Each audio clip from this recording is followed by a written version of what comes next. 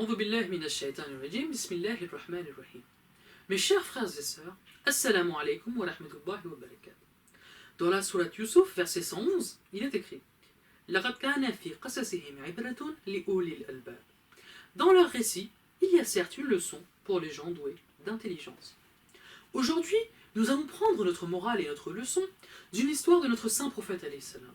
Cette morale, c'est la justice. Nous allons définir ce qu'est la justice, nous allons regarder à qui elle s'applique, nous allons en établir les bienfaits, nous allons regarder aussi quels sont les actes pratiques que nous pouvons faire pour être justes nous-mêmes. L'histoire est celle-ci. Il est rapporté qu'un bédouin demanda importunément au prophète de lui rembourser la dette qu'il lui devait. Les compagnons du prophète intervinrent et reprochèrent au bédouin « Malheur à toi, sais-tu à qui tu t'adresses » Il répondit « Je ne fais que demander mon droit. » Le prophète alayhi salam dit alors à ses compagnons « Vous auriez dû être avec la partie qui a raison. » Il appela alors Khawla bin Qais et lui demanda de lui prêter quelques dattes, et promit qu'il le remboursera lorsque sa part lui viendrait dans la main. Elle s'exécuta et le prophète alayhi salam donna au bédouin tout son dû juste après l'avoir invité à un repas. Le bédouin dit alors « Tu m'as donné la totalité de la dette, que Dieu te donne tout ton dû. » Le prophète commenta juste après « Ceux qui donnent le dû dans sa totalité sont les meilleures personnes. Malheur à la nation dont les individus ne donnent pas aux faibles son dû dans la totalité. » Il est dit que juste après, le bédouin embrassa l'islam après avoir vu la haute moralité du prophète et il dit « Messager de Dieu, je n'ai jamais vu un individu aussi juste. » Avant de continuer ce discours, je tiens à commenter cette parenthèse historique. Notre prophète était quelqu'un de juste, et c'était ce pourquoi, avant la révélation, les gens de la Mecque venaient et lui confiaient leurs affaires. C'est pour ça qu'il s'occupait de ce qu'on appelle les aman. Les gens l'aimaient et l'appréciaient. Une des conséquences de sa justice, c'est que les gens se sont mis à l'apprécier et certains ont suivi son message grâce à sa justice, comme on l'a vu dans cette histoire. Cette histoire démontre aussi autre chose. Personne n'échappe à la justice. Tout le monde y est soumis. Que nous soyons père, mère, frère, sœur, chef, collègue, tout le monde est soumis à la justice. Il y a d'ailleurs, dans le Coran, sourate 16, verset 90, Bismillahirrahmanirrahim, Dieu commande l'équité, la bienfaisance et l'assistance aux proches.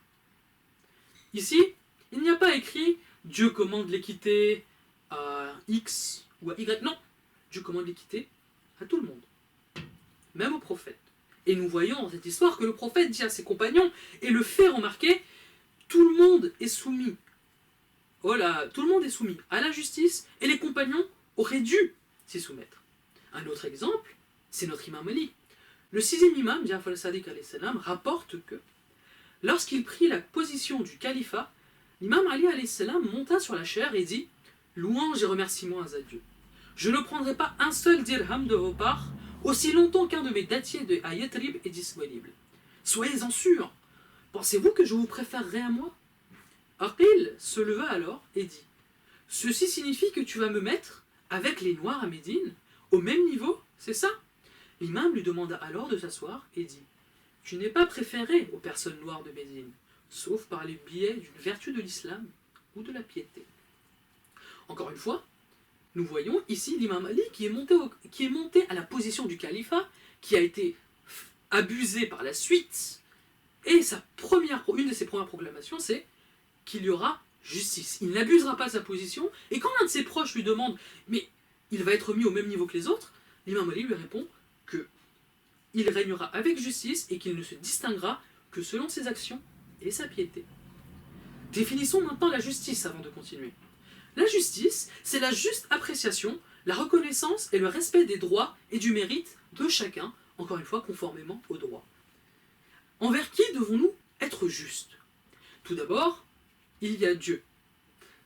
Une entité qui nous a fait main bien fait, qui nous a enjoint beaucoup de choses pour notre plaisir, pour notre santé.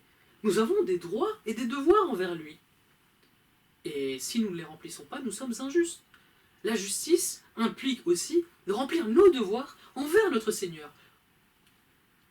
Deuxièmement, plus personnellement, nous pouvons revenir à nous-mêmes. Nous sommes enjoints à la justice envers toute chose, et nous avons un os, nous avons un corps, ce sont des choses qui nous sont prêtées de la part de Dieu, nous devons en prendre soin. C'est l'expression de la justice que de faire cela. La famille, nous avons des droits et des devoirs envers nos frères, nos sœurs, nos pères, nos cousins, nos grands-parents. Tous ont des droits et des devoirs. Et de fait, nous sommes enjoints à la justice envers eux. Le voisinage. Nous avons tellement de narrations à ce sujet, nous avons beaucoup de droits et de devoirs avec eux. La justice implique que nous satisfaisions les devoirs que nous avons envers notre voisinage. L'humain.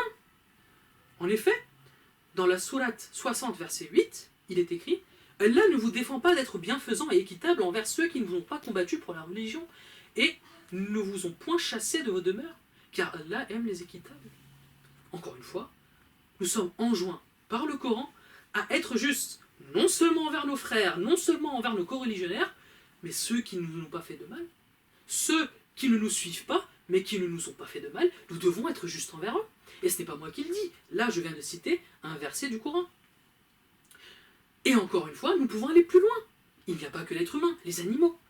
Les animaux aussi ont des droits et des devoirs en islam. Nous devons nous acquitter de nos responsabilités envers les animaux. Pourquoi faire cela? Car il y a maint bienfait à la justice. Si nous regardons au niveau de Dieu, remplir nos devoirs à l'égard de notre Seigneur, même si nous ne pourrons vraiment jamais le remercier assez pour tous les bienfaits qu'il nous donne, cela nous rendra plus spirituels, cela affirmera notre foi, et cela nous transformera en un croyant et en un homme meilleur, ou une femme. En ce qui concerne la famille, être juste envers ses parents, remplir nos obligations envers eux, remplir nos obligations envers nos frères et sœurs. La première conséquence de remplir nos obligations, c'est de créer une famille unie. C'est de créer une famille qui pourra affronter les problèmes de la vie en un seul bloc et qui pourra progresser dans la vie facilement et avec aisance. Nous pourrons encore une fois aller plus loin. Dans la société, remplir nos droits et nos devoirs envers notre voisinage, cela contribue à créer un bon voisinage dans lequel il est agréable de vivre. Cela nous encourage à faire de bonnes actions. Cela nous encourage à créer un cercle vertueux. Si nous regardons par exemple la société, si nous sommes devant un juge que nous connaissons juste, nous n'avons pas de crainte. Nous savons que cette personne est juste et que si nous avons été justes, il jugera en notre faveur. Nous serons dans notre bon droit. Et les criminels, normalement, la première motivation que nous devrions avoir, c'est ne pas être injuste et ne pas commettre de crimes au regard de la loi au vu du droit. Mais si un criminel ne tient pas compte, ne tient pas rigueur de cette droiture, au moins il a peur d'un système dont le système judiciaire est droit et inflexible. Nous pouvons prendre par exemple l'imam Ali alayhi salam, qui nomma comme gouverneur de l'Égypte Malik Ashtar, qui nomma comme gouverneur Salman al-Farisi. Quel était son critère lorsqu'il nommait ces personnes au pouvoir? Ce n'était pas leur richesse, ce n'était pas leur pouvoir, c'était leur piété. Et il leur a enjoint la responsabilité de la gouvernance en leur indiquant qu'ils doivent être justes. Si vous voulez approfondir ce précepte, je vous conseille et je vous enjoins d'aller lire la lettre que l'imam Ali a écrite à Malik Ashtar lorsqu'il l'a envoyé être gouverneur d'Égypte. Vous y verrez toutes les responsabilités d'un dirigeant. Car effectivement, la justice découle des postes de responsabilité. C'est quand nous avons des responsabilités, c'est quand nous avons des devoirs envers une personne que la justice intervient. Si nous accédons à ces devoirs, nous sommes justes, et si nous n'y accédons pas, nous sommes injustes. Et la conséquence est immédiate. Accéder à nos devoirs, cela fait que nous remplissons nos obligations, les tâches avancent, la société reste unie, nous n'y remplissons pas, des inimitiés secrètes, des rivalités secrètes, des gens commencent à éprouver de la colère, de la rancœur, de la haine, car l'injustice nourrit tout cela.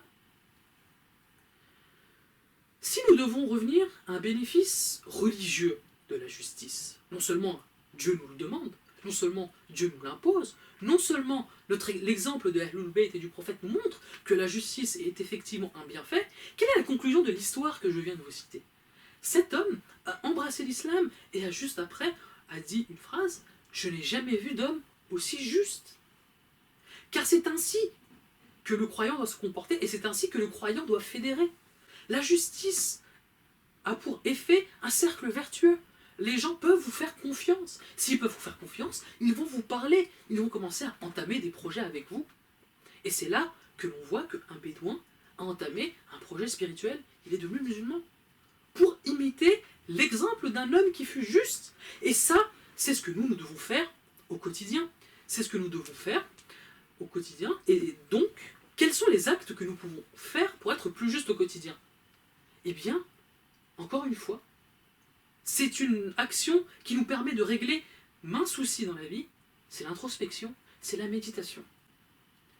Tous les jours, tous les soirs, faire le bilan de nos actions en tentant d'être juste envers soi. Quelles sont les actions que j'ai bien faites? Quelles sont les actions que j'ai mal faites? Quelles sont celles que je pourrais améliorer? Quelles sont celles que je pourrais arrêter, réfréner? Comment être plus juste? Ai-je été juste? Si oui, comment continuer? Sinon, comment arrêter? Cette discipline, si nous arrivons à nous l'imposer dans la vie de tous les jours, effectivement, les bienfaits en seront énormes. Et sur ce, mes frères et sœurs, je vous enjoins à la justice. Wassalamu alaikum wa rahmatullahi wa barakatuh.